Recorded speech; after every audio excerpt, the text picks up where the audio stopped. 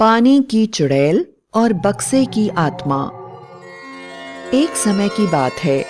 एक गांव में एक परिवार रहता था। उसमें दीदी, जीजा और दीदी के 2 भाई। एक बार गांव में हैजा की बीमारी फैल गई और जीजा जी की मृत्यु हो गई, जिसके बाद उस परिवार में केवल दीदी और उसके 2 भाई ही बचे। दीदी अपने दोनों भाइयों को बहुत प्यार करती थी और जल्दी ही उनका विवाह करके जिम्मेदारी से पूर्ण मुक्त होना चाहती थी। पर मुश्किल ये थी कि दोनों बहुत सीधे साधे थे और बहुत ही डरपोक भी। एक का नाम था नसीम, दूसरे का असीम। एक दिन लकड़ी खत्म हो जाने पर दीदी ने अपने भाइयों से कहा, जाकर लकड़ी ले आओ, संभाल के जाना, जंगल में चुड़ैल, भूत, डायन आदि होते हैं। दीदी की बात सुनकर दोनों को बहुत ही डर लगा। फिर भी वे दीदी की बात टाल नहीं सकते थे, इसलिए दोनों ने अपनी कुल्हाड़ी उठाई और जंगल की तरफ डरते डरते चल पड़े। कुछ दूर जाने पर उन्हें हरे भरे पेड़ दिखाई दिए। असीम ने पेड़ों को काटने के लिए कुल्हाड़ी उठाई तो नसीम ने कहा, नहीं नहीं, हमें हरे भरे पेड़ों को नहीं काटना चाहिए। पेड़ों में भी जान होती है। हम कहीं और चलते हैं। आगे जाकर जरूर सूखे पेड़ होंगे, हम उन्हें ही काट कर ले जाएंगे। असीम भाई की बात सुनकर बोला, भैया, आगे चलना है तो तुम मुझे पीठ पर उठा लो, क्योंकि अब मेरे पैरों में दर्द होने लगा है। लेकिन तुम चिंता मत करो, तुम मुझे पीठ पर उठा लो और यह कुल्हाड़ी मैं उठा लूंगा। तुम्हें दोनों चीजों को नहीं उठाना पड़ेगा। उसकी बात सुनकर नसीम को हंसी आ गई और वह चुपचाप उसे पीठ पर उठाकर चलने लगा। चलते चलते और सूखे पेड़ ढूंढते हुए बहुत देर हो गई। सूरज ढल गया। जंगल में चारों ओर अंधेरा फैल गया। नसीम और असीम बहुत डर गए। नसीम ने असीम को नीचे उतार दिया। फिर हिम्मत से एक दूसरे का हाथ पकड़कर वे आगे बढ़ने लगे। अचानक सामने ही उन्हें एक बरसाती पानी से भरा तालाब दिखाई दिया। अभी वे सोच ही रहे थे कि तालाब कैसे पार करें, तब तक तालाब के अंदर से एक पानी की चुड़ैल बाहर आई, जिसका पूरा शरीर पानी से बना हुआ था और उसके आर पार सब खुला दिखाई पड़ रहा था। वह देखने में बड़ी ही खतरनाक लग रही थी। उसका पानी से बना हुआ शरीर देखकर असीम और नसीम की इतनी घिघी बैठ गई कि उनके मुंह से आवाज निकलना पूरी तरह से बंद हो गई। दोनों कांपने लगे। चुड़ैल के हाथ अजगर की तरह लंबे थे और उसके दांतों में नुकीले चाकू जैसी धार थी। उसकी आंखों से आग की तरह रोशनी निकल रही थी और उसकी आवाज समुद्र में आने वाली लहरों की तरह खतरनाक थी। उनकी हालत देखकर पानी की चुड़ैल जोर से हंसी और उसने उन दोनों को पकड़ा और पानी में लेकर चली गई। वह दोनों भाइयों को पानी के बहुत अंदर ले गई, जहां पर उसका घर था। उसने दोनों से कहा, देखो, मैं अमर बनने के लिए इंसानों की आत्माओं को पकड़ती हूँ, लेकिन मुझे मेरी सहायता के लिए कुछ लोगों की जरूरत है। अगर तुम लोग मेरी बात मानोगे और मेरी सहायता करोगे तो मैं तुम्हें नहीं मारूंगी। तुम्हें बस चुपचाप मेरे साथ मेरे घर में रहना पड़ेगा और मैं जो काम कहूँ वह करना पड़ेगा। बदले में मैं तुम्हें जो चाहोगे वह दूंगी। दोनों भाई पहले ही बड़े घबराए हुए थे। उन्होंने पानी की चुड़ैल की बात मान ली। धीरे धीरे समय गुजरने लगा। चुड़ैल उनसे तरह तरह के काम करवाती। वह रोज बाहर जाती और वापस आती तो उसके हाथ में एक डिब्बा होता, जिसे लेकर वह कमरे में चली जाती और दरवाजा बंद कर लेती और फिर कुछ देर के बाद वापस आकर कमरे में ताला लगाकर अपने कमरे में चली जाती। उसने दोनों को मना करा हुआ था कि वह दोनों इस कमरे में कभी ना आएं। लेकिन एक बार जब पानी की चुड़ैल झील के बाहर गई, तब दोनों भाइयों को बड़ी ही उत्सुकता हुई कि आखिर उस कमरे में है क्या। इसलिए वे डायन के कमरे में से चाबी ले आए। जब उन्होंने कमरा खोला तो देखा उसमें एक धूल भरी बड़ी सी अलमारी थी। उन्होंने उसे खोला तो पाया कि उसमें बड़े बड़े शीशे के बक्से रखे हुए थे, जिसमें अलग अलग रंग का पानी भरा हुआ था और हर बक्से में पानी जोर जोर से उबल रहा था। उन्होंने एक बक्से को छुआ।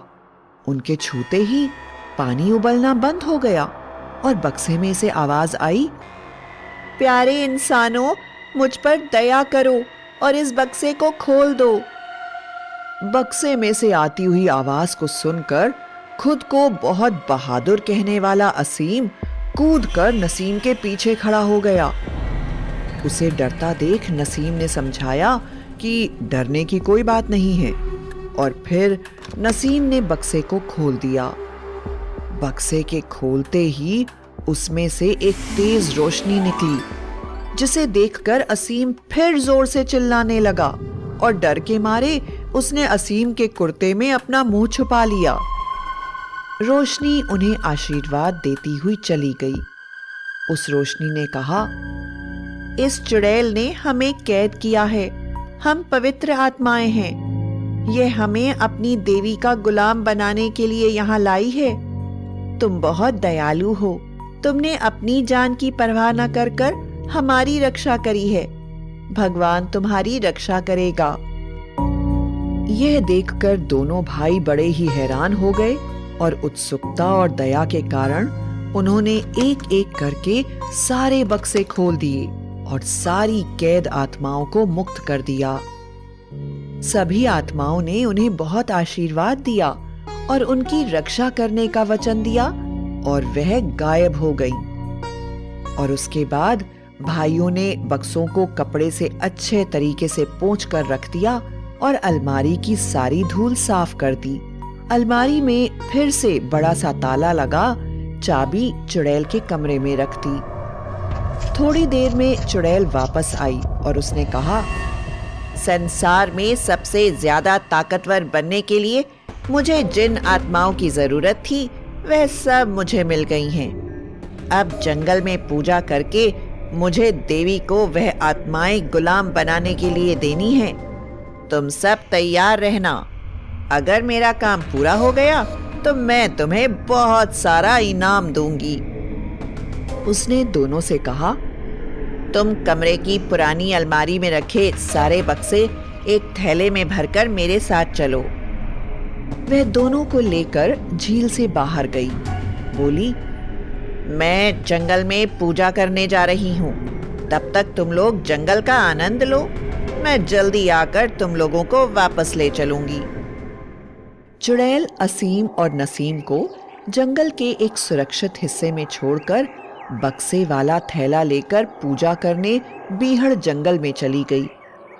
इधर वे दोनों जानते थे कि बक्से खाली देखकर चुड़ैल उन्हें छोड़ेगी नहीं, इसलिए वह भागने की पक्की योजना बना चुके थे और बक्से से निकली हुई आत्माओं के आशीर्वाद की वजह से उनके अंदर बड़ी ही हिम्मत भी आ चुकी थी।